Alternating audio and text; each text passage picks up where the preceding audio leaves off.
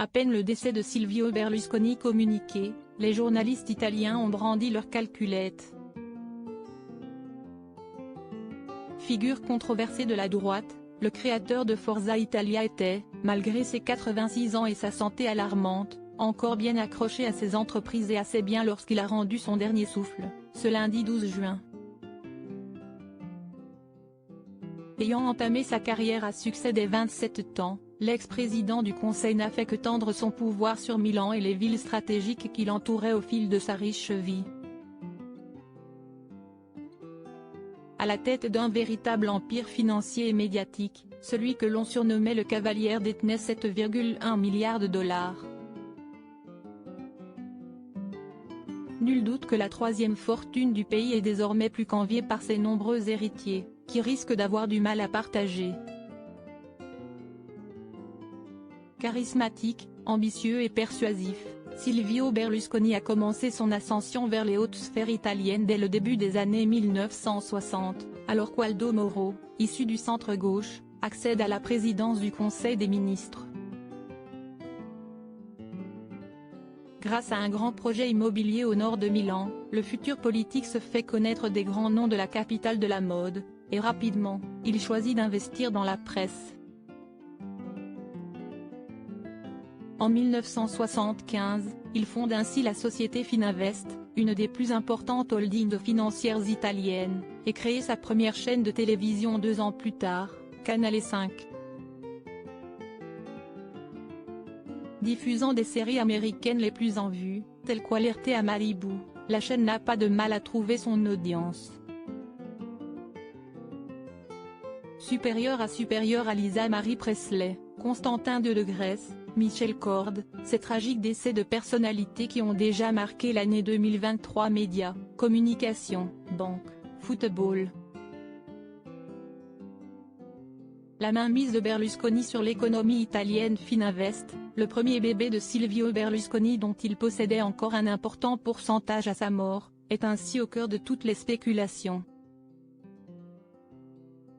Poids lourd indéniable dans les domaines médiatiques et de la communication, en Italie mais aussi à l'international, l'entreprise comptabilise toujours près de 3 milliards d'euros d'actifs, répartis dans 3 sociétés cotées en bourse à Milan. Sous son aile, Fininvest couvre Mediaset, grand nom de la télé et de la radio récemment rebaptisé Mediafor Europe, mais aussi l'éditeur de presse Mondadori, et 30% de la banque Mediolanum, spécialisée dans la gestion d'épargne, selon Le Point. À ce très alléchant éventail de sociétés s'ajoutent de nombreuses parts dans le secteur de l'immobilier de luxe, mais aussi le théâtre Manzoni de Milan ainsi que quelques jets et hélicoptères privés. Enfin, Silvio Berlusconi était l'heureux propriétaire du club de football Associazione Calcio Monza, en milieu de tableau de la Serie A italienne. En décembre 2022, le politique avait d'ailleurs provoqué une vive polémique après avoir encouragé d'une étonnante manière les joueurs de son club. Qui va reprendre la main sur l'empire de Silvio Berlusconi? Détenteur de 61% des parts de Fininvest à sa disparition, Silvio Berlusconi avait accordé le reste des actifs à ses enfants. Marina, que la presse italienne a toujours présentée comme la fille préférée, âgée de 56 ans, est donc présidente du groupe et patronne de Mondadori, tandis que Pierre Silvio est le monsieur Mediafor Europe. 21% restait pour les 3 enfants que Silvio Berlusconi a eu avec Veronica Lario. Barbara, à la direction du club du Milan AC jusqu'à sa vente en 2017, siège désormais au conseil d'administration de la Fininvest avec son frère Luigi, quand Eleonora est la seule à ne pas avoir de rôle actif au sein de l'empire de son père.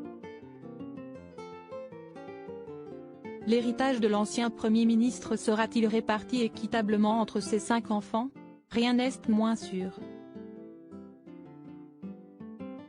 Et qu'adviendra-t-il de la dernière compagne du politique, la jeune Marta Fassina?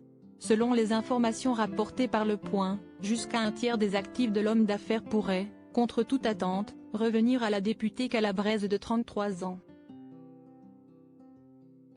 Affaire à suivre. Crédit Photo, Zuma Presse.